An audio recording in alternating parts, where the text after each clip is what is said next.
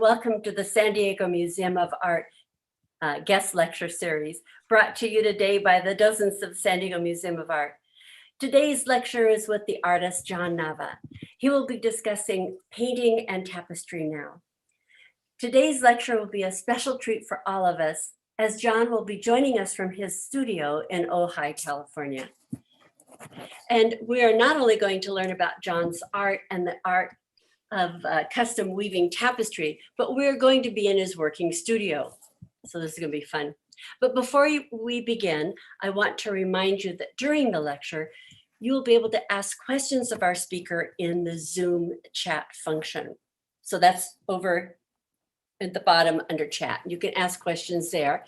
And the questions and comments will be curated by Mary Grillo as part of the question and answer portion after John Nava's talk. I also want to take this opportunity to thank all the volunteers and staff who make this series appear so seamless: David Miles, Mary Grillo, Marilyn Woods, and Jim Grebel.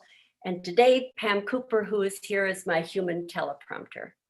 My name is Bea Barraza, and it gives me great pleasure to welcome today's speaker, John Nava.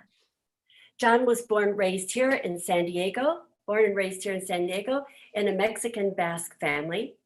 He attended the College of Creative Studies at the University of California, Santa Barbara.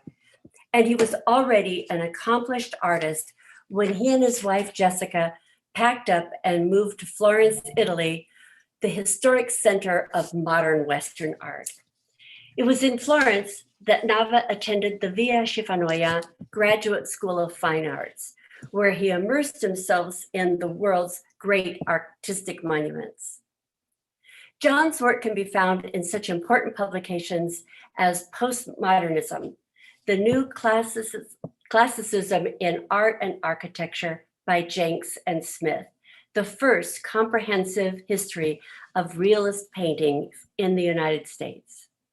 And is also, I wanted to, and we're gonna put a link, David is adding a link to the side, his book, Sacred Material, The Art of Tapestries of the Cathedral of Our Lady of the Angels is available, and it has an extensive, not only criticism, critical works, but also explanation of the process that John is the master of. His art is featured also in, among other prestigious venues, the collection of the National Museum of American Art in Washington, D.C., and his monumental depiction of a procession of 21 life-size figures on view at USC's Tudor Campus Center. In 1999, Nava was commissioned by the Archdiocese of Los Angeles to create 3 major cycles of tapestries for the new Cathedral of Our Lady of the Angels. This work constitutes one of the largest weaving commissions of the last 100 years. Many of you have had the opportunity to tour the cathedral and see the monumental works. Today, you get to visit with the artist. Closer to home, in 2019, 2 years ago, and a first for his hometown of San Diego, John created 5 12-foot high tapestries for the University Ministry Center at the University of San Diego. In his talk today, John Nava outlines his vast personal experience with the technology of making tapestry, the fascinating properties of the form, and the digital developments that have followed. Please help me welcome today's lecturer, Mr. John Nava. Thank you. Thank you. You're welcome. Thank you. Welcome. Thank you for having me. So this is an unscripted kind of informal talk, but I thought what I would do is I made a little slide presentation to take you through the process of taking painted images and putting them into tapestry. So without further ado, I think I'll do that. So I'm going to put this on screen share and pray that it works, and then I'll talk through it. Let's see, share.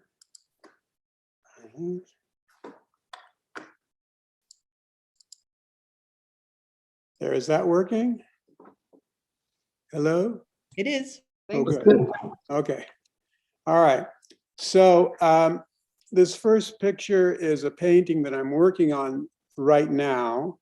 It's a over life-size picture, and it's of a young woman who was actually shot in the head crossing the border in Texas, a 20-year-old accounting student. And her name is Claudia Patricia Gomez Gonzalez. Anyway, I've been working on this picture, and I'm having a show in June with another painter named David Casson. And we're doing this show about kind of social justice sort of images. And I've been doing these pictures based on people crossing the border. So this is the painting. This, and this is sort of how these things happen. This picture is a selection of colored fibers. This was actually a palette made for another image, but I'm using it for this painting as well. So the way this works is that the looms, you make a selection of fiber like these 12 colors, and then that becomes the basis of a weaving palette to make an image. This long horizontal image is called a weaving ribbon, color ribbon. And those 12 colors that you see at the top of the picture are now interwoven with the warp. And depending on how the structure of the weaving goes, the colors shift a little bit and you can make different selections. This is an example. In one image, in this image, the fibers are all interlaced one on one, very densely. And in the same colors are used in this structure where the weft colors skip over 2 or 3 warp colors and show more, so the color is brighter and higher. You can see how these colors are brighter than these colors. So depending on the weave structure, the same colored fibers can generate different values. And then those values, I measure the values, I get that flag. And this machine is a 3D spectrometer. And it measures the color values of each of those little squares of fiber and into a numerical file. And those numbers then become the basis for a weaving palette, a digital palette that I use to convert the image. So here you can see this is the first proof, as it were, the first try of converting this painting into a tapestry. So this tapestry is 11 feet high. You can see my wife standing next to it, so you get an idea of how big it is. And in the tapestry, this slide shows the size of the painting and the size of the tapestry, but also the color shifts that happen, because I'm not interested usually in making a duplicate of the painting. I usually try to do something different with the tapestry. And so here in the tapestry, you can see that the background shapes have been stylized, and there's a heavy outline on the figure, and the colors are all different in the painting. So it becomes its own image, and it's basically trying to exploit the potentials of the particular palette that's being used. Also, in this, a difference from the painting is that the text has been woven into the image. So you have the story of this unfortunate person as part of the final image. So it's kind of a big iconic representation of this sort of tragic figure. And here you can see how very close up how the weaving looks. So there you can see the text a little bit in this picture. You can see it at the bottom there where Jessica's standing, and the figure. Anyway, as I do these as a proof, and I just got this back a couple of weeks ago. I have a second one that I'm making now because I've made some corrections and changed the way the text works and stuff. So when I finally get the image where I like it, then I can generate multiples of them if I want, like an addition. Anyway, this is all examples of electronic jacquard weaving. This is the guy who invented this process, Joseph Marie Jacquard. And in 1799, he came up with this this method. So in the background of the picture, you can see some little checkerboard shapes, and you see a little machine there on the left. And he's got actually a punch in his hand, and he's got some cards with holes in them. That is a binary script for a weaving code. And this was the jacquard loom was the first machine that used code. And it was binary code, and it was basically a hole or no hole. So it was yes, no, black, white, positive, negative, just two choices.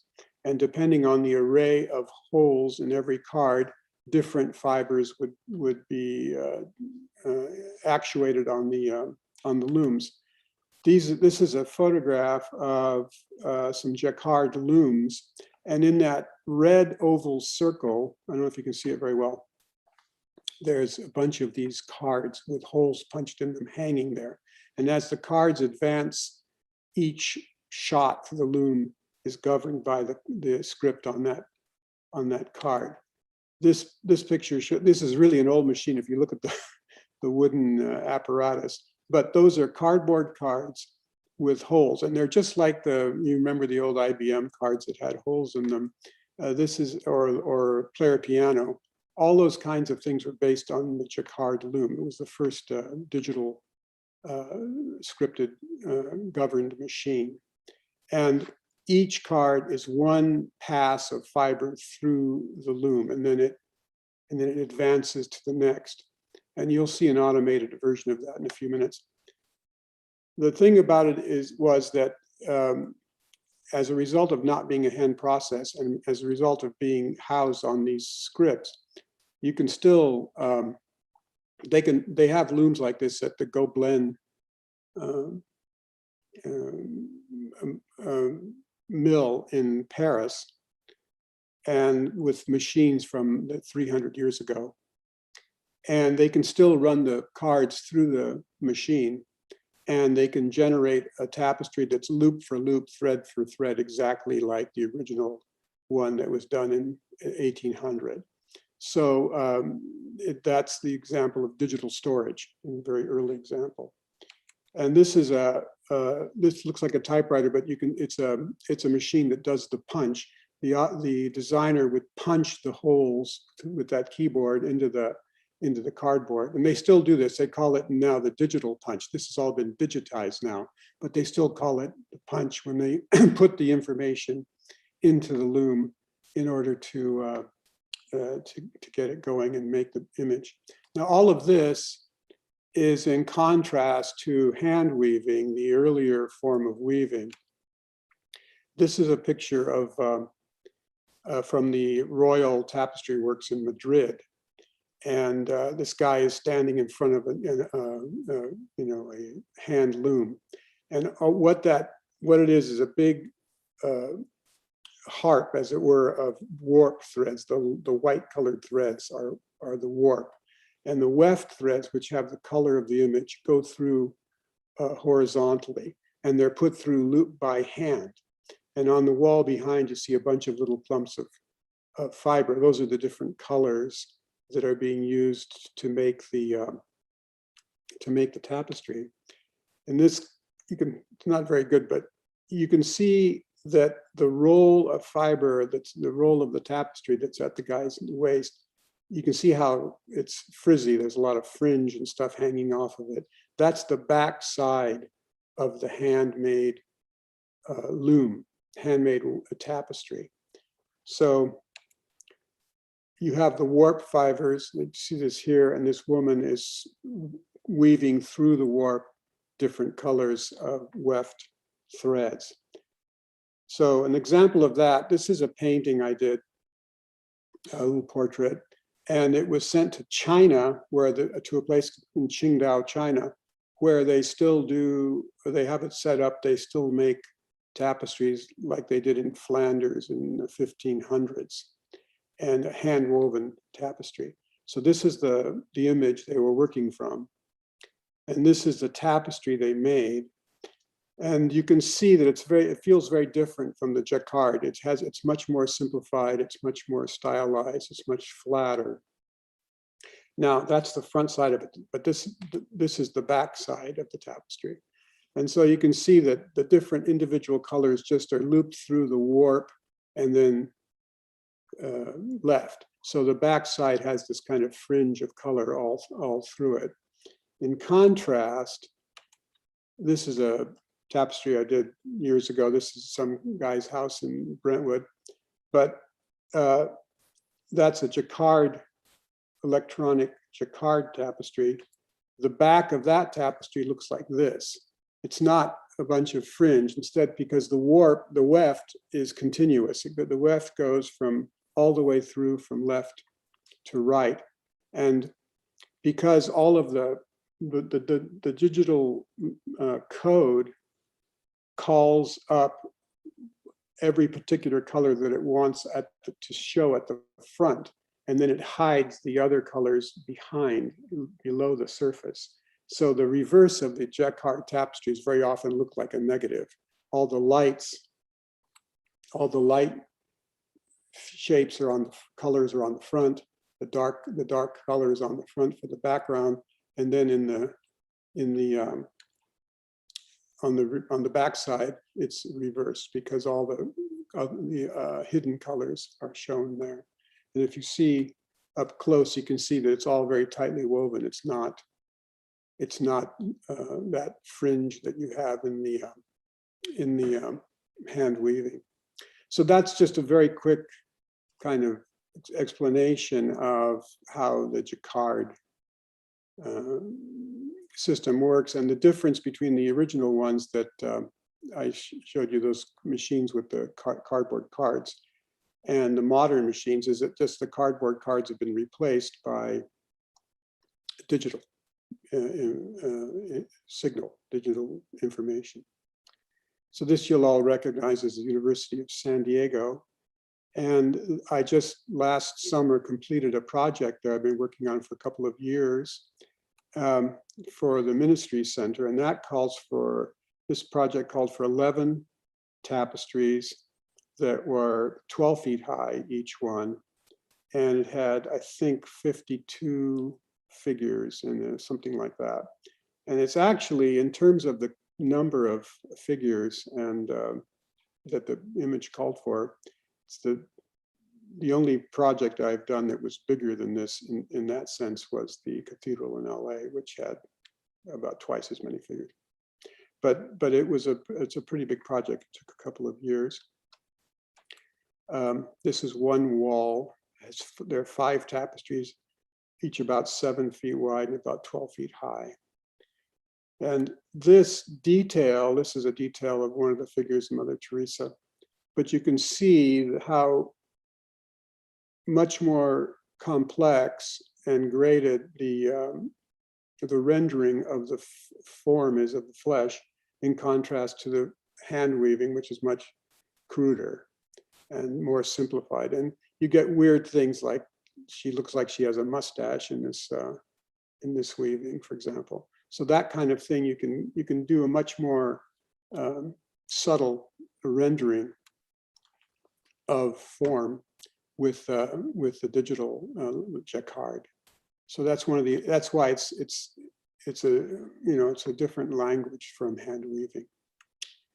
So this is a little movie of the mill in Belgium where I've been working for the last 20 years. And you can see in the background on that wall is a bunch of the colored fiber that you use to load the machines for different projects. And the movie is going to pan across, and you see a couple of different machines. I'll start it here.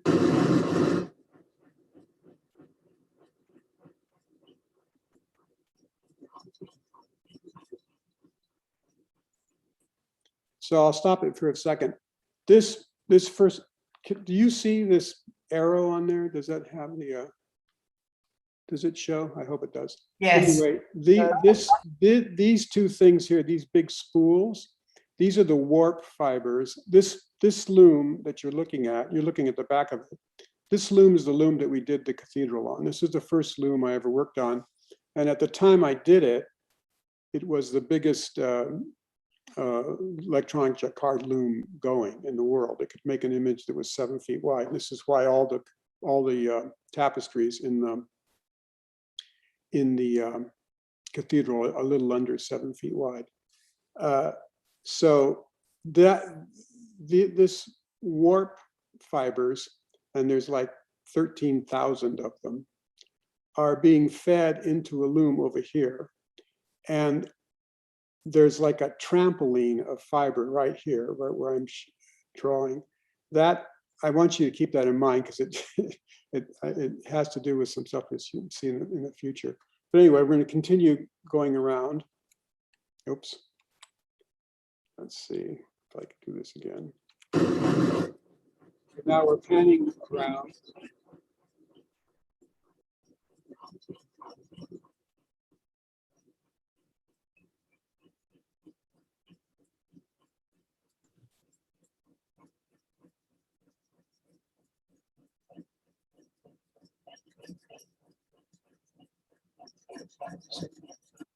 So this loom is a newer loom that I'm using now, and it's 10 feet wide.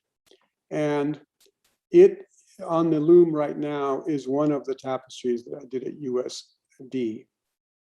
And I was there when they were doing the weaving, because very often I sit in a little studio with a computer, and we do test weaving, and then I'll make changes in the file, and then they send it to the loom with new variations. So so I was working on the site on this particular project. Overhead, that kind of V-shaped form you see, that's thousands of hooks which go down and pull different weft fibers up to the surface according to the file. So, and that noise you hear, that banging, is the sound of the shuttles going back and forth, slowly making the tapestry. So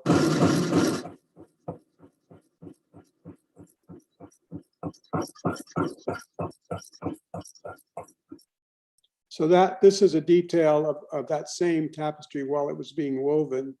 And at the top, above their heads, you see that whitish and gray colored, those lines. That's the weft fibers. This particular machine has a black and white weft, and all the color in these pieces comes, a black and white warp, and all the color comes from 12 weft colors that are woven horizontally through it. So as these colored fibers go through, they loop up and down over the weft and generate the different colors of the image. Now, if you look at, this is a detail of Martin Luther King. If you look at his left eye, you can watch how each line, each shot through the loom builds the tapestry.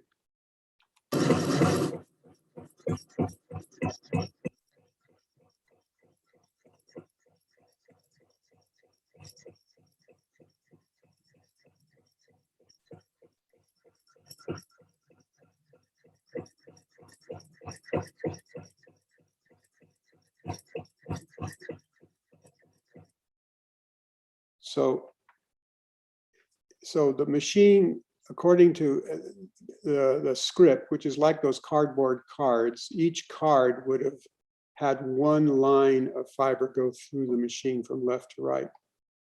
Now that's done at super high speed, but it's the same principle. And this image was 12 feet high. it took probably 3 or 4 hours to weave it. We were able to weave 2 in one day sometimes if we didn't have problems. And when I first was commissioned at the cathedral, and I knew nothing about weaving, I looked into having them done by hand. I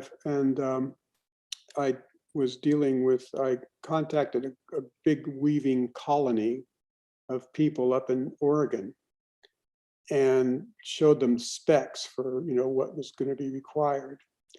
And they told me that if they had 20 of them working on it, they could probably get it done in 15 years. So that's why I had to switch to electronic jacquard. And we were able to make these monumental scaled tapestries, in days and weeks rather than years. I showed you that picture of the Chinese little piece that was done. I went to Qingdao and visited these people making them, and they had a bench with a row of women who were each copying a design while they were weaving, and they could make a section of the tapestry about the size of the back of your fist in one day. And they could make roughly a square foot of tapestry in a week. So the hand process is, painfully slow and doesn't work for commissions like this. So let's see, this is, I think, when the piece has been finished. So now it's quiet because the machine stopped running. And there is the finished tapestry, well done, that's come off the loom. And then this is Belgium.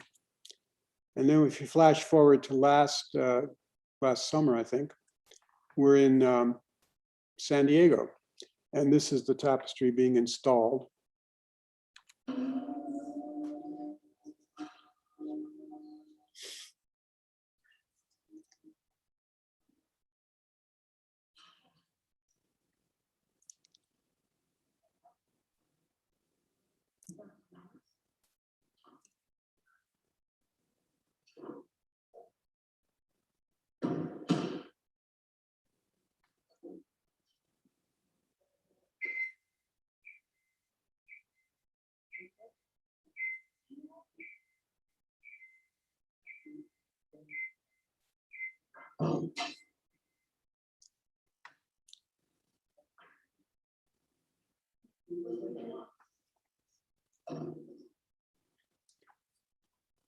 So that sequence just shows the making of the tapestry from the original weaving of it on the loom to the final installation, where you can all run up and see it at the university. And here are 5 of the pieces. The fourth one over is the one that you're watching. So this picture is a picture of me 20 years ago when I didn't have gray hair. And I'm watching a piece that was being done for the cathedral being woven. And this machine is a slightly smaller machine. It's 7 feet wide versus 10 feet wide. And those hooks, it has around 13,000 hooks, I think. And I wanted to show you some of the backstory of how these things go sometimes. So this is a weaver I work with named Christian de Cucalara. And this is a tapestry I was working on.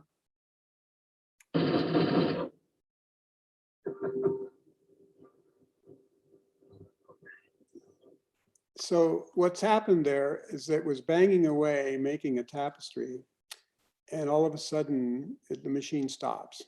The reason the machine stopped was because one of those 13,000 pieces of fiber going through the loom broke. And as soon as one thread breaks, the whole machine stops. And then this poor guy has to find that broken thread and tie it together. And that's what he's doing now. And you remember I talked about that kind of trampoline of weft fiber going into this loom. He's crawled out on top of it, and he's searching for the broken piece of thread. So now he's found it, and now he has to feed it back through the eyelets and tie it together so they can continue weaving.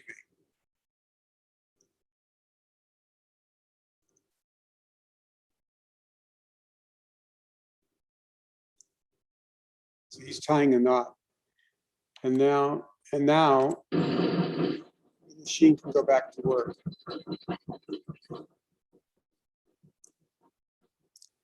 So that goes to the fact that it isn't such a slick automated process. You have a lot of crazy things that happen. And if the weaving code is too complicated, if it makes the machine change tensions too fast, then you have breakage like that, and you have stops, and it's very annoying.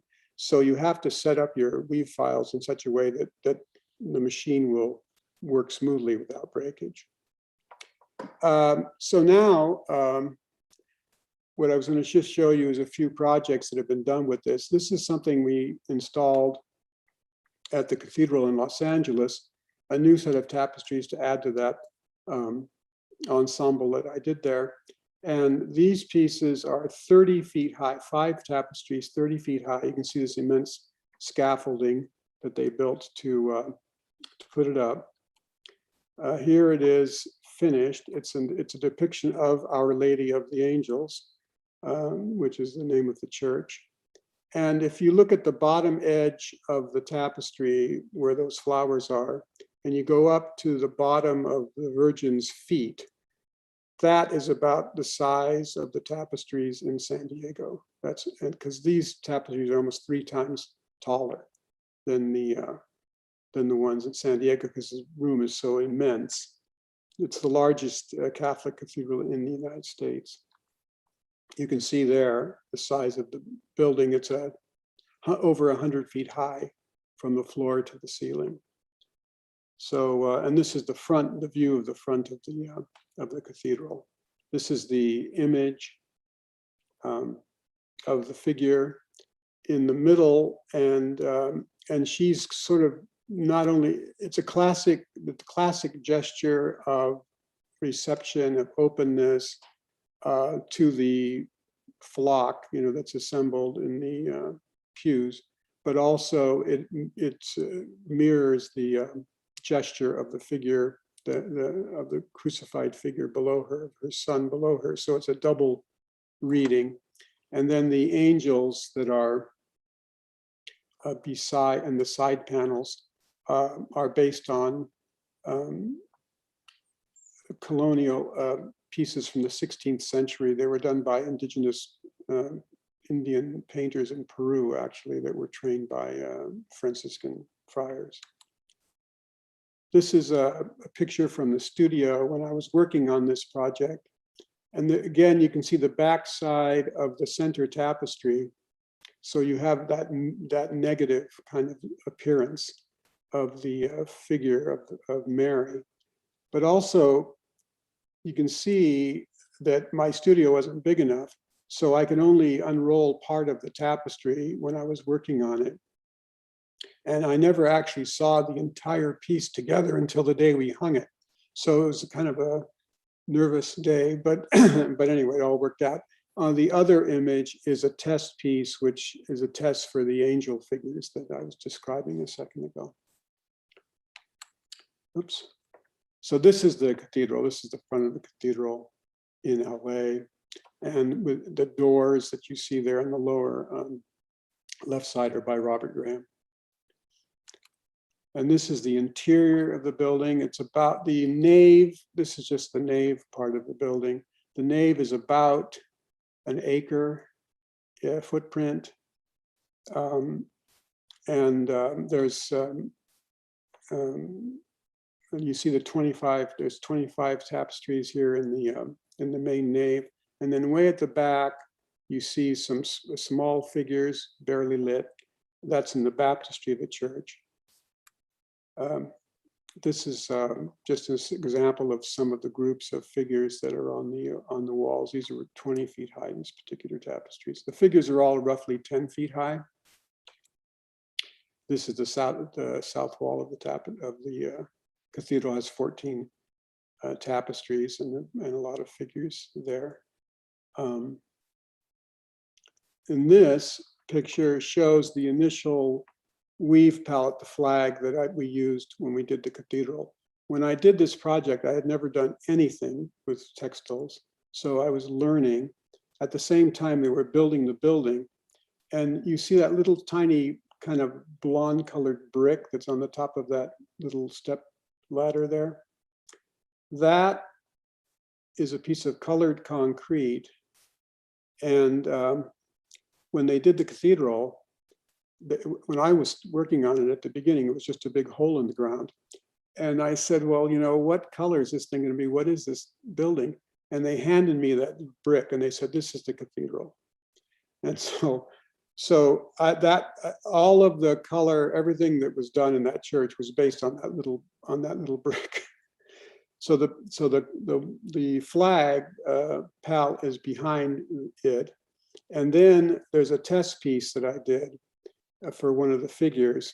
And what's interesting about this is that I made a mistake in the code, in the numerical sequence of the code when I was making it. And everything that was supposed to be absolute white was black. So that's why the little highlights on her cheek and on her robe, everything is black rather than white, because I got the numbers wrong in the sequence. The other thing so that was a learning moment. And then the other thing that happened was that I was on my monitor when I was working on this figure, all of the figures looked like they had flesh colors. But when I got it back from Belgium, only two, there's actually 4 figures there. 2 of the 4 had flesh colors and 2 had this kind of greenish color. And so the problem of trying to calibrate the color that you're looking at on the monitor in your studio in California with the color that's coming out of the loom in Belgium was another problem that we had to solve. This is a test piece for that figure that's in the baptistry. So that little tiny figure that I showed you in that picture a while ago, this is just a 20-foot high test for that. And we were trying to locate the position of the tapestry where it would hang on the wall. This is before the cathedral opened, to make sure that the image was visible from the nave. This is the day we wove it in Belgium. This is 50 feet long. It was at the time we did it, it was the biggest thing that ever woven at that place. And those 2 guys are the brothers who own who run the mill. There is the tapestry is standing in the middle of the nave, looking to the back of the cathedral. There is the tapestry. There's a baptism tapestry, and those tapestries, the finished size is 48 feet high. Now, if you're standing in that same position and you turn around, you look to the front of the church, you see the new tapestries behind the main altar that I just did. We installed them on New Year's Day. We unveiled them on New Year's Day this year, and those are 30 feet high. That's why they have all the Christmas trees and stuff, because it was still the holiday time. This is a piece that was acquired by the museum in Ventura, the Museum of Ventura County. It's a painting based on an image I made about the promenade at Surfers Point in Ventura. And that's me on a 16-foot high ladder, contrary to my doctor's instructions. And we're installing this tapestry. It's 27 feet wide. And here it is installed. So it's an image of people at the beach in front of, right near the museum, actually. And it was based on this famous Seurat painting, the Grand Jatte painting. of people on the island of the Grand Jatte. And the name of the painting is, the name of the tapestry is called Big Platter, which is Grand Jatte translates to big platter or big bowl. And you can't see it, but there's a dog in the center of the tapestry that's holding a Frisbee, and the logo on the Frisbee says Big Platter. So it's a little allusion to the Syrah painting. This is the Syrah. So you can see I reversed the coastline, but I tried to make a few allusions to it with the umbrellas and things like that. And let's see, what else have I got? Oh, this is me working on a tapestry that I did for USC for the new campus center there. And it's a frieze of students, figures, and then the images in the back are all from the Doheny Library, from the collections of the Doheny Library. And this was 22 by 22 feet. It's in the entrance to the campus center at USC. And this is the Firestone Library at Princeton University, and those Gothic windows that you see in the middle, above the entrance, in the middle of the building there, is a very elegant reading room they have in this library. And they did a remodel of the reading room, and part of it was a new tapestry that I designed for it. And this is a picture that I always put in because it shows the glamorousness of the art world. This is my wife ironing this tapestry before we installed it in the library. And here it is being installed. So again, this time we had 2 scissor lifts. And Jessica always points out that Princeton is the only place where they've ever put a safety harness on me when I was on a scissor lift. Here it is, the finished installation of the tapestry in the reading room at Princeton. The images all come from the collections of the Princeton Library. And then I've also used a tapestry not only for public commissions like I've been showing you, but also for my own work, like the work I'm doing now with the girl, Claudia, who got killed in Texas. These are some things I did in 2006 that were about the war in Iraq and torture at Abu Ghraib, and they were so it was an image about those issues, and the things on these T-shirts these kids were wearing all came from protest signs that people had in the streets trying to. They were protesting the war at the time. And this is an installation of the same tapestries in my dealer in New York. This is in Chelsea, in New York, where they were shown. This is a triptych that was part of that series of pieces. This is the same piece that was later installed at the Figge Art Museum in Davenport, Iowa. And this is what I'm working on now, and I'm still working on it. Ta-da, I made it in 45 minutes, good. Okay, so, let's see.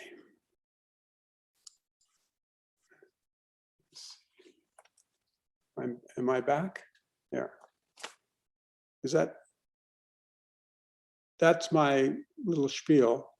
And I'm ready to take questions if anybody has any questions.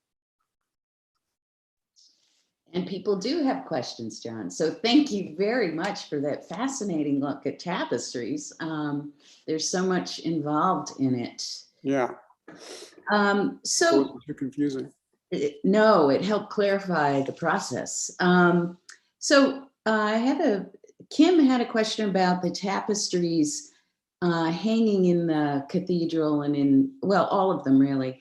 Mm-hmm. Do they have to rest like typical tapestries do? And if so, how is that accomplished? Is there a time period? Is there storage for them? Yes, that's another crazy issue because tapestry, they're kind of like they're alive. And the problem we had, so they shrink, they stretch and they shrink, and they move around according to the atmosphere a little bit. When they first come off the loom, they're stretched. And that's because there's so much tension on the looms when they stretch them. Then they come off the loom, then they shrink. Then they grow when they kind of stabilize. And that whole process takes a couple of weeks. And the problem that we had in LA was, and the same thing we had in San Diego, we had a series of tapestries that were all matched. So they all had to be the same size, the same height. When you're doing a one-off piece, it doesn't matter if it's an inch taller or an inch shorter or something like that, but it shows if you have a row of them and they're not all exactly the same horizon line and the same size. So you have to figure out a percentage that they change. And sometimes that's, in the case of LA, it was a 5-digit number that we came up with to finally get the precise compression so that it would come back to be a predictable size. But yeah, they change, and you can't just hang them immediately. You have to let them sit around for at least a couple of weeks. And then once they're up, are they up there permanently, or? Yeah, they're very permanent. Especially with the cathedral, they were very interested in the longevity of the piece. So those pieces are made almost entirely 100% of cotton.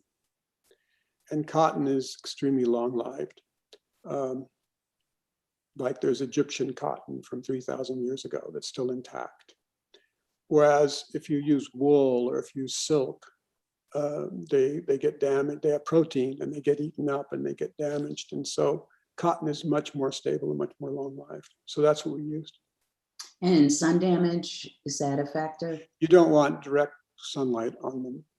Okay. But you don't want direct sunlight in a painting or a print or anything, because the UV will damage it'll bleach out the color and things like that.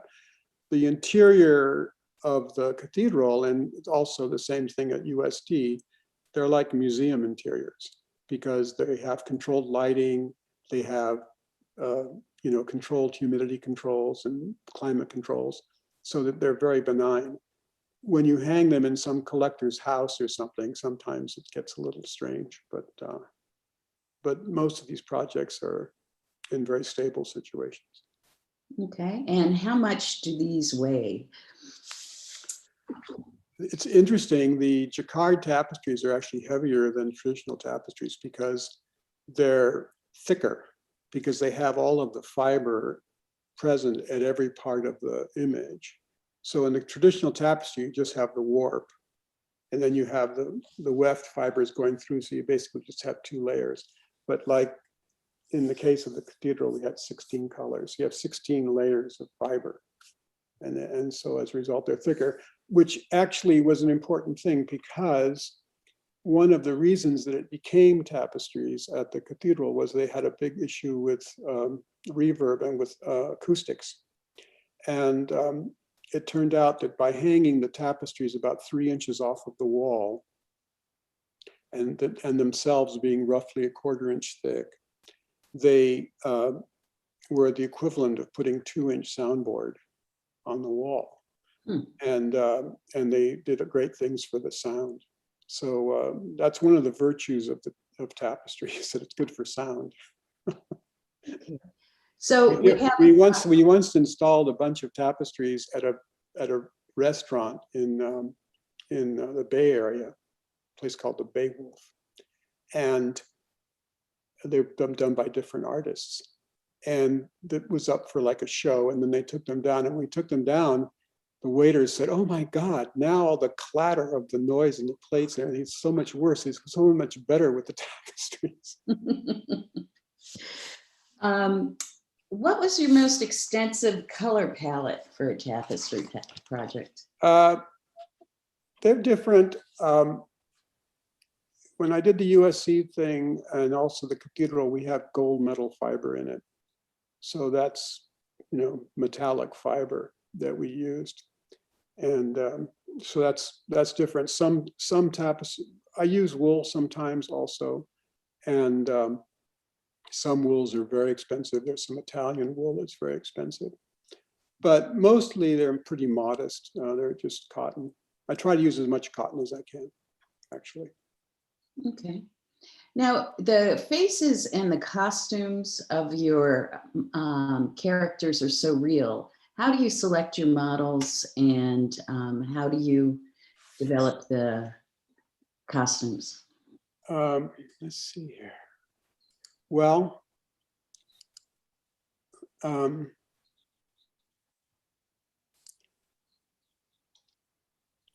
it just depends on what the situation is. When I did the cathedral, we had so many people. We had to have like 136 different models, and I hired a casting director who was a friend of mine who had worked on, like she worked on the Amadeus and Bertolucci movies and things like that. So she was very good, and I would have a list of figures that I have to do. And I remember once we had this person I'd never heard of, and it was a Japanese boy, 12-year-old boy, who had been martyred in Japan in the 1630s, I think. Anyway, we needed this 12-year-old boy. And Serena, her name was Serena. In those days, she had a Polaroid camera, and she went to Vaughn's supermarket. And, she walked up to somebody and said, I'm working on this project, and I think you'd be good for it. Your son would be good for it. Do you mind if I take his picture? Which was lucky, because I would never have the nerve to do that. But yeah, so we found people that way. And now I've got a whole bunch of people that I use for models. In fact, I can show you some things I did for the San Diego project. So I have a model right here. So this is an example of one of the paintings. See this thing here? Now, the models for this picture, my cousin and my mother, who become two French nuns in the San Diego tapestries. And this is an example of how these pieces were done. The flesh, the portrait part, the portrait elements are painted in oil. The tapestry, this is a test piece for the tapestry, but you can see the tapestry. This is the actual tapestry that's based on that painting. And then one interesting thing about it is that if you look closely, I hope you can see this, but maybe if you see, like, especially my mother's face there, do you see how kind of faceted that is? Yes. It's actually that way also in Pam's face, but the paint is not put on in a super blended manner. Instead, it's put on in kind of a faceted, tiled touch, all right? And that's done purposely for the weaving, because the weaving has a hard time with soft transitions. It doesn't know what color to be. But if you give it a chip of a color, it says, okay, I'll be that color. And now, okay, now it's a new color because it's a new chip. And then when it weaves optically, it blends together and it softens. The hardest thing to weave is a soft cheek like this, soft transition with a very subtle tonal change. That's tricky to do. And the painting, if you look at the painting, I don't think you can see it, but anyway, it actually is not softly painted. It actually has little faceted touches. So that's kind of one of the things that you had to modify the way you work in order to get the result you want. I can show you one more thing if you want. I have to share the screen again though. Can I do that for a second? Sure. All right, so I'm going to do that right now. Let's see. Share. Okay, do you see this bluish image? Yes. You see that? Okay, this is my Photoshop page here. All right, there it is. So this is from San Diego. And this is the background texture. It actually has a little pattern in it that goes throughout the entire wall of the series, and it's based on some architectural detail at the school that's from the buildings at the school. But anyway, you have this ground field. Then on top of that, I have the figures, the clothing, the costumes. And these are drawings that were done on an iPad. And my son, I got laid up in the hospital one time and I couldn't do anything. And so my son bought this fancy iPad that he gave me. He says, "You can draw on this, Dad. You can do it in bed." So I learned how to draw on this iPad. And I drew the figures small, digitally, on an iPad. And then I did the oil paintings that you see, like the example I showed you. And so then in the tapestry, it composites that background field, the costume drawings, and the oil paintings. And they're all three are layered. And then it makes, and then that's let's see, is this the one? I think that's it, yeah. So that's the tapestry. You'll see like there's an, yeah. See how Dorothy Day's costume, her color change. See here, her dress is light, and then here it's dark, which is the one I finally used. But anyway, that's how the tapestry is made. So the tapestries don't have, they're not a reproduction of a single image. Like if you look at, you go to the Victoria and Albert Museum, turn this off now, let's see. Okay. So if you go to the Victoria and Albert, you see the Raphael cartoons for the tapestries. And what he did was he made these big drawings on paper, magnificent pieces. And then they just rolled them up and sent them to Flanders. We have one. And they were woven, right? So here, and he didn't worry about it, you know, it was like, this is their problem.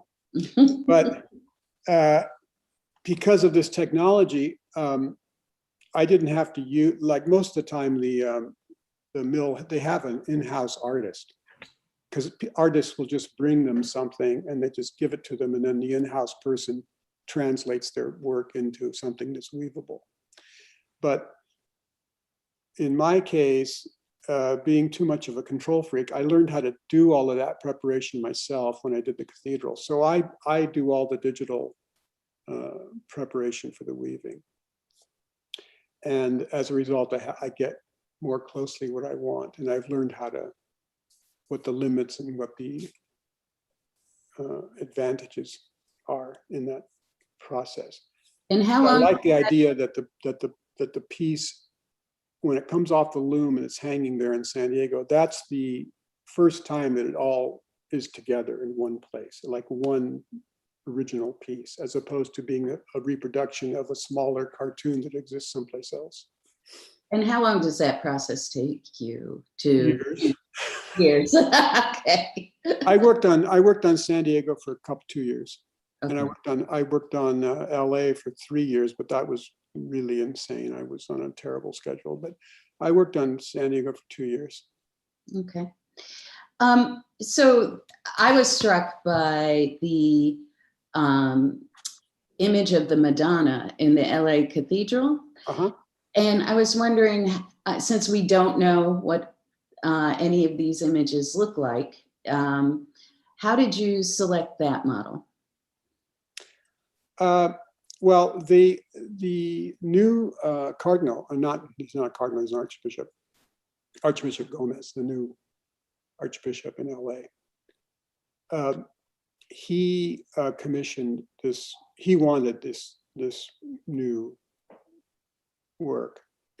And he I think he's from Mexico. I think he's from Merida, in the Yucatan, I think.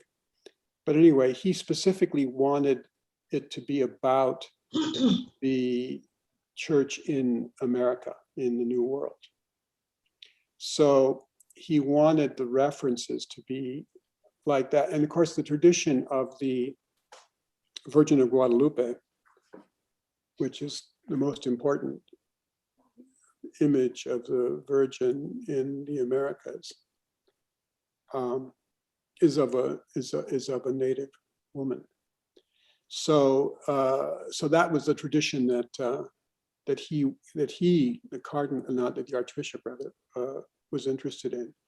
And so I happen to know this young woman who was a stunning person and really interesting person, and she's from Mexico, and so I used her, poor thing, but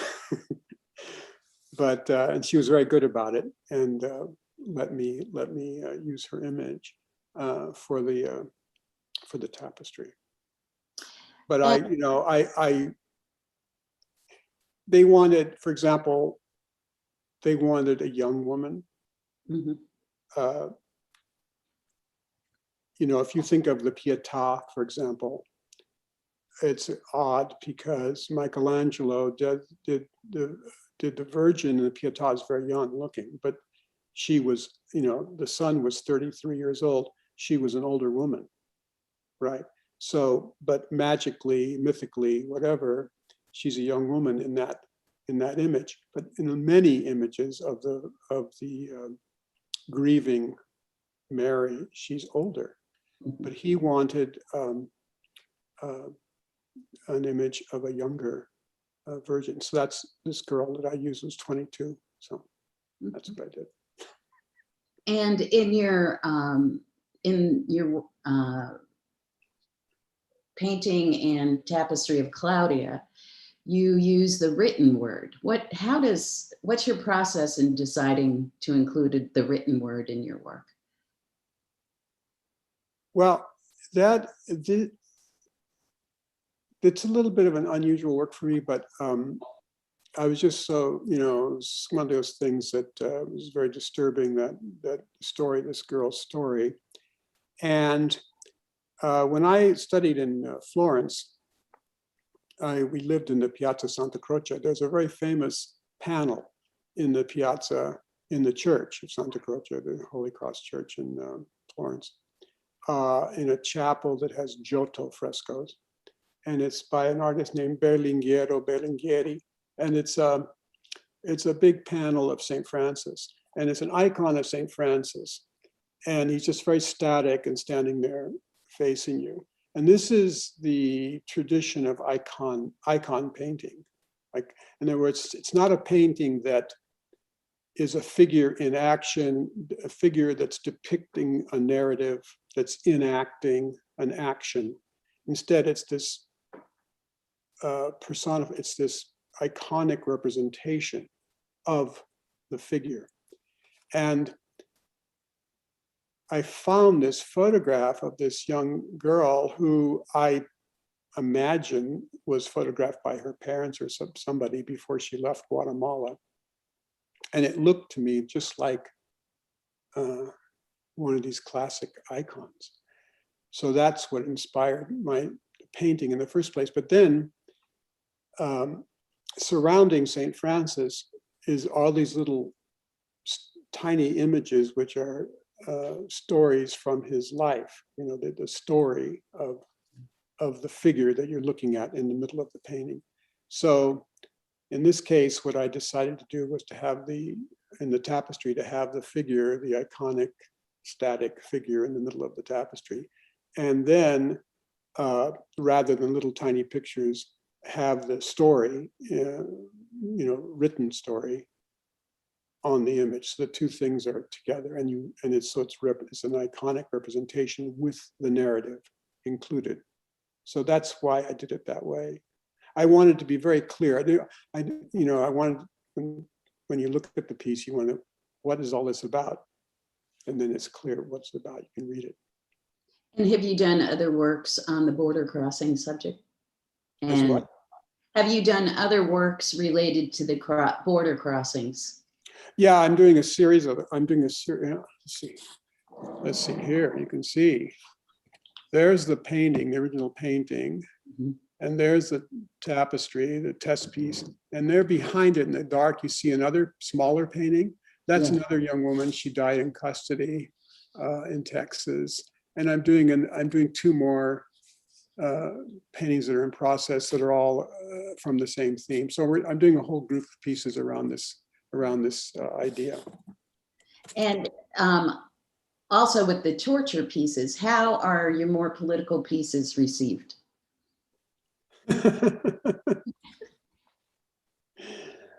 Well, it's a very interesting thing because when I did these things, I read about Abu Ghraib prison in like 2005, I think it was. And it was so stunning to me that we would actually formally, it wasn't some rogue guys, it was like part of a conscious program of the government to do this. But anyway, the whole thing was upsetting. At the time, it was so jingoistic in America that, like if you were against the war in Iraq, you were like a traitor. And I remember like freedom fries, and like they hated the French. It was like nuts.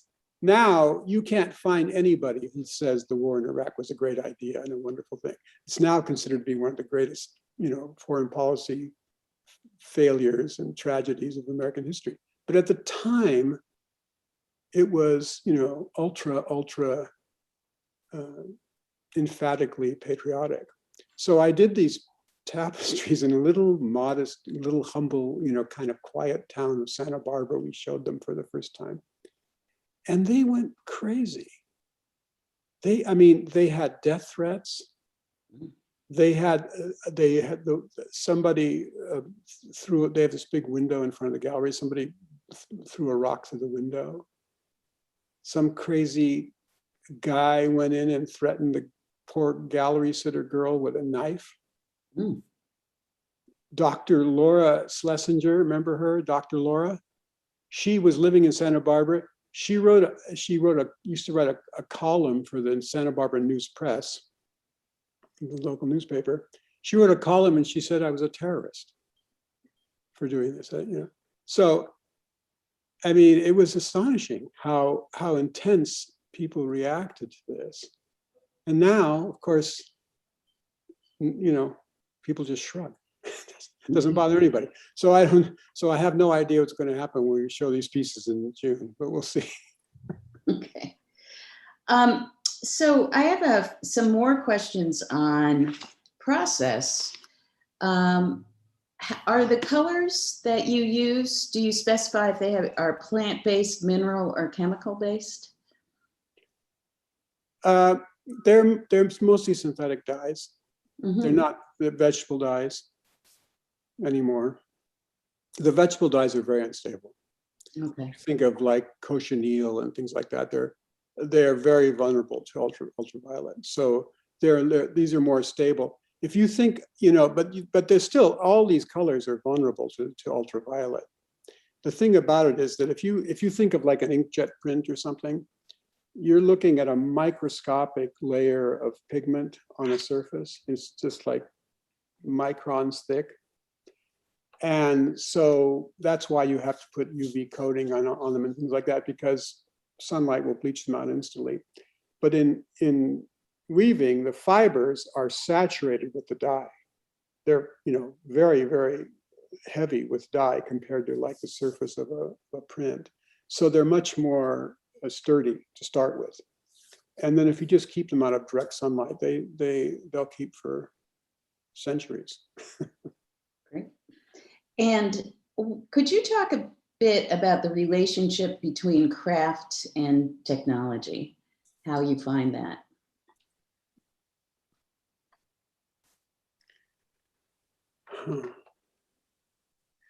That's an interesting question.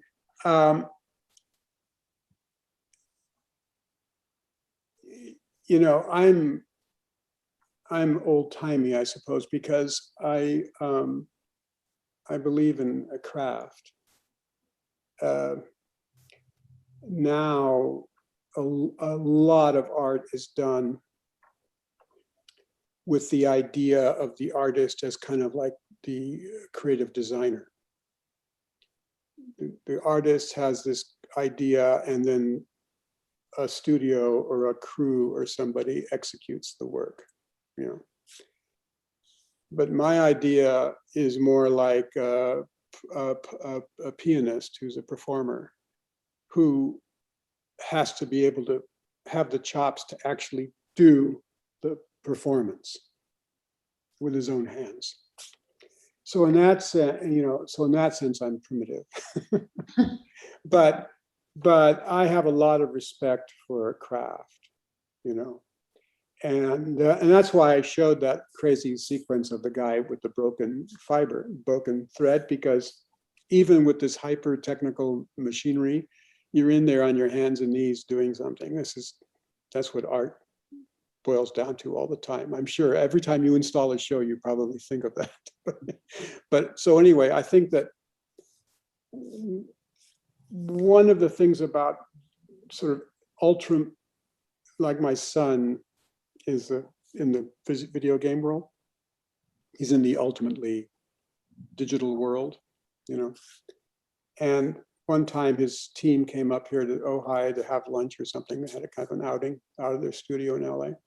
And they were looking at the paintings, and this guy saying, "Is that the actual painting? Is that the actual thing? That's the actual thing.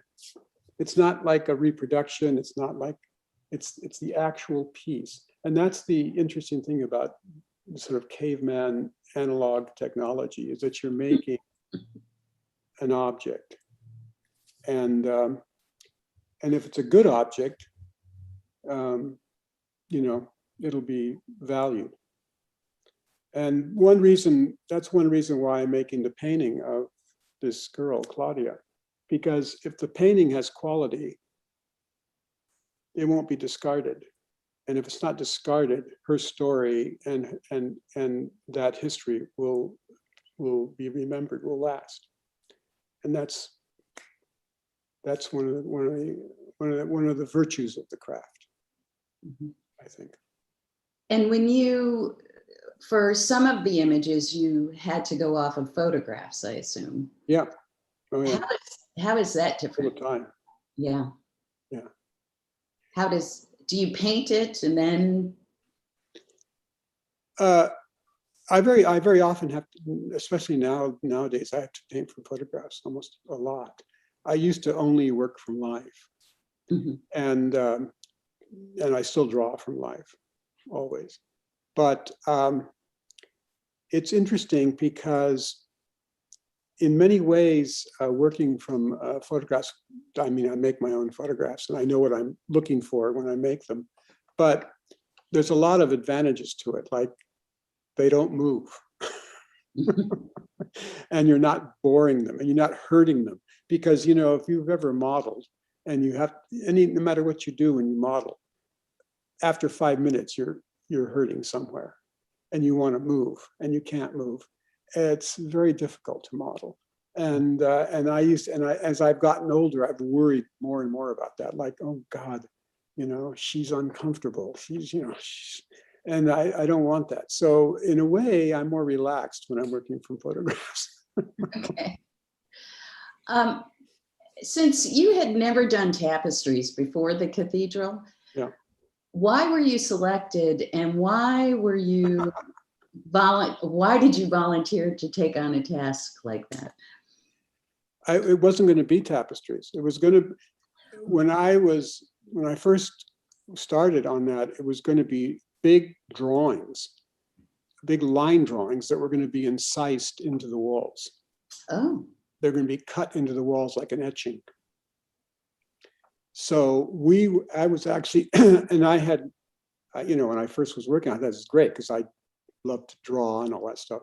So I made these drawings, and I was actually working with an outfit in Minneapolis that could make big rubber stencil blankets that they would put on the walls, and they were going to blast through them and cut trenches, cut lines into the wall of the concrete.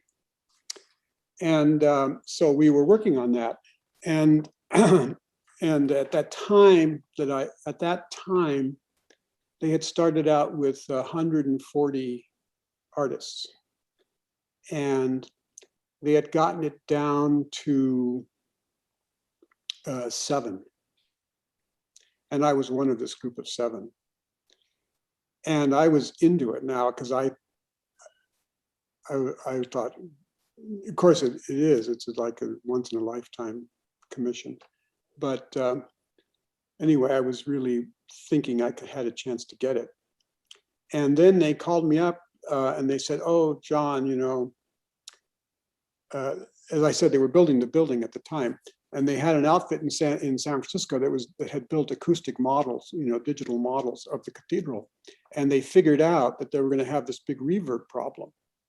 And because all the walls are very flat and waves are bouncing around. So they said, we've got this acoustics problem. So we're going to do tapestries. And we're going to do a new national search for a textile artist. And I said, oh, you know, I didn't say anything. I thought in my mind, oh no, because I wanted to do this deal.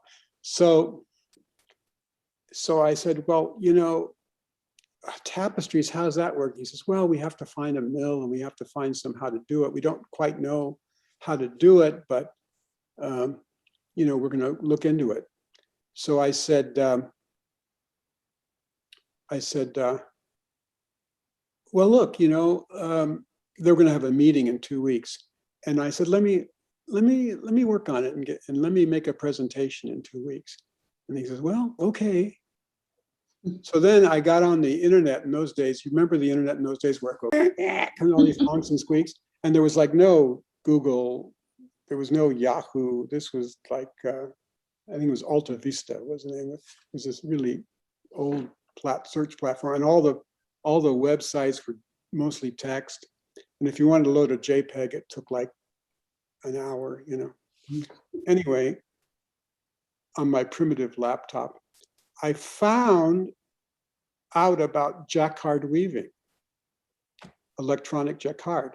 And the way it was explained, I thought, well, this is like the way color works on a monitor, where you have 24-bit color, and 1 bit comes to the surface, and the other 23 bits are behind it. And then when you do the redraw, they all move. And I thought, conceptually, I understand this. And I thought, all I have to do is make the image, and then I give it to these guys, and they make it for me, you know, piece of cake. So I made a presentation on that basis. Having never spoken to a single weaver, knowing nothing about it, I did this pitch and I said, I can do this. And they said, cool. And so I found an outfit in North Carolina that had a big loom, the biggest loom I could find. And I went out there and worked with these guys, and I did some pieces with them. But they were a commercial outfit, and they only used 6 colors. They had 2 colors in the warp and 4 colors in the weft. And they made very simple, kind of crude weaving. And they mostly did decorative fabrics and things like that. And then I found this guy from Belgium who was actually living in Glendale, and he connected me with these people in Belgium, and they did unbelievable work. And so I just lucked out and found the right people. But it was all chutzpah, because I had no idea when I did it, and when I made the pitch, that I could actually deliver it. Wow. I have 3 When questions. you're an unemployed, self-unemployed artist, you have to do these things. You understand? Yeah. I don't have a job, so. So speaking of which, what was your training as an artist like that you became such a accomplished portraitist? Well, I never think of myself as a portraitist, although I've done a lot of them. But I went to school in Santa Barbara at UCSB, and I studied with an artist named Howard Warshaw, who's a very famous draftsman, known for his draftsmanship. He was very close to another artist named Rico Lebrun, and they were kind of big champions of modern figurative draftsmanship. They weren't traditionalists in the sense that they did academic drawing. They did very expressionistic kind of drawing or distorted drawing, but they were really brilliant draftsmen. And I responded to that because I had a little bit of ability to draw. So then as I worked, when I was making drawings, even in a 20-minute drawing from a model, I always tried to make it like what I was looking at. And it wasn't so much because I wanted to have a portrait, but I wanted it to be accurate in the sense of being like the experience I was having. I didn't want to make a generalized mannequin of a drawing. I wanted to make a drawing that looked like something specific. And that led me into doing things that had a likeness and things like that, because they had that kind of precision, like it looks this way and not look that way. So it looks like Mary and it doesn't look like Jane. You know, you have that specificity that interested me. And what do you do with the test pieces? The text pieces? Test. Oh, the test pieces? Well, you know, they end up, I have a bunch of them, but, you know, in the case of the cathedral, they have all of the tests. I did hundreds of tests on that job because I was learning how to do it. And so we made over 200 tests for that particular job. But generally speaking, I will usually give the test pieces to the outfit that commissioned the work, just because it's for their archive. Okay. Unless you would like to buy one for the museum, and then I'll give one if we can make it.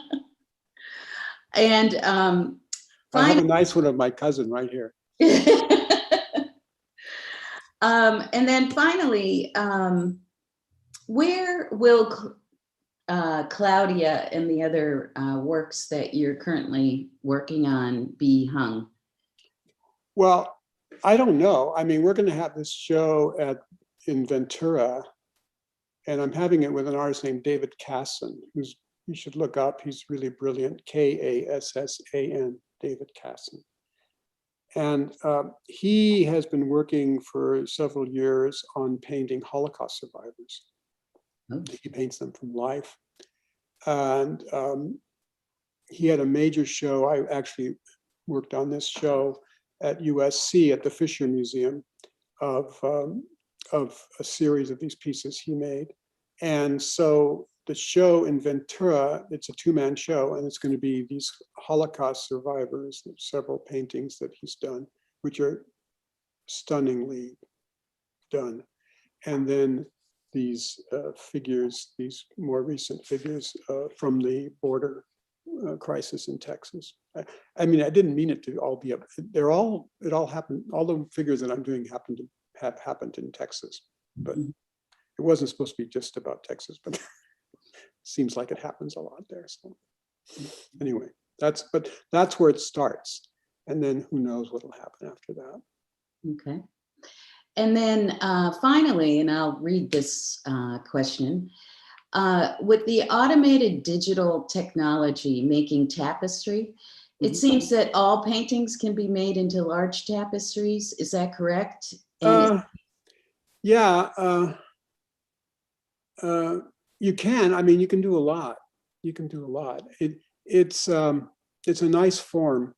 And when we finished with the cathedral, I realized that we had something that was, it was kind of like, I don't know if you remember, but like in the late 50s, early 60s, lithography was sort of rediscovered. Mhm. And then you had Gemini graphics and Tamarind, and you had artists who suddenly were making stone lithographs. And this was a technology that had basically died. I mean, Toulouse-Lautrec did stone lithographs, and then it was used for advertising, and then it was replaced by machinery. And then it was this antique form, and stone lithography was being done by Robert Rauschenberg and people like that. So I thought, well, tapestry is kind of like that. Nobody's thought about it on that level. And so we went to, like, the first person we went to was Chuck Close. And Chuck has done dozens of tapestries now. And we went to, but artists like that, Eric Fischel, and a lot of different people are using tapestry. And this little mill in Flanders, which is very small, really, just these two brothers who run it, they've suddenly become the default place for artists all over the world. It's changed their whole business, because they used to just make tourist stuff like pillows and things like that, and small reproductions of the unicorn tapestries and things like our Monet paintings. And now they have these, big blue chip artists coming to them from England and from Australia and from China and from everywhere. And they're doing woven work for them. It's a very good form for large scale, architectural scale, because you can make these huge pieces relatively compactly. I did the whole cathedral here in my studio, and the cathedral is, 6 times bigger than the Sistine Chapel. Wow. So but you can roll it all up, take it down there. You saw how it just unrolls it. And now you've got this giant thing on the wall, and it does great things for the sound, and it looks great. So it's a very good form, and it's being used more and more. Thank you. Well, that concludes our questions. And I can't thank you enough. I mean, this has been incredibly thorough discussion of the art process. I'm going to turn this over to B. And B, are you there? She went to sleep. I don't think so. Oh, hush! I did not. I was on classic mute, as I always am. The comments, I've saved the chat, John, and we'll talk about it, because it's been just very fun to watch it. And Mary,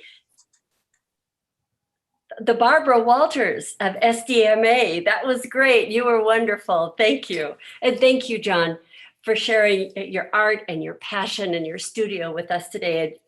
What a great morning it's been. And I want to make sure that and it'll be here in the chat for anyone who wants to know about it, is that once again, this June, and now that life is starting to open up for all of us, I wanted to let you all know that John and, as you said, David Cassan will be featured at the Vita Art Center in Ventura. The show is, it's up on your screen. The show is called Elegies. It opens June 12th, and it will feature the paintings, tapestries, and drawings of these two artists. So we all look forward to a road trip coming up to see you, John. And Good. Thank you all for being here for this lecture. Just a quick reminder, please join us for our traditional third Friday, May 21st, when we'll be just having, our speaker will be Dr. Ann Helmreich, who will be discussing the founding, the growth, and the influence of the art dealers M. Knoedler and Company.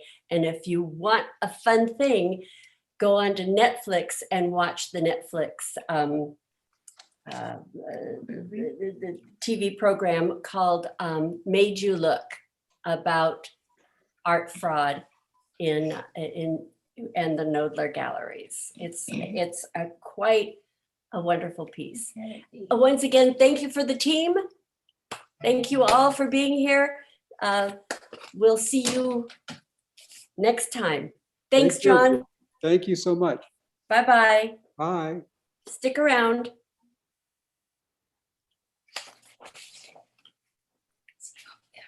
Are you off? No.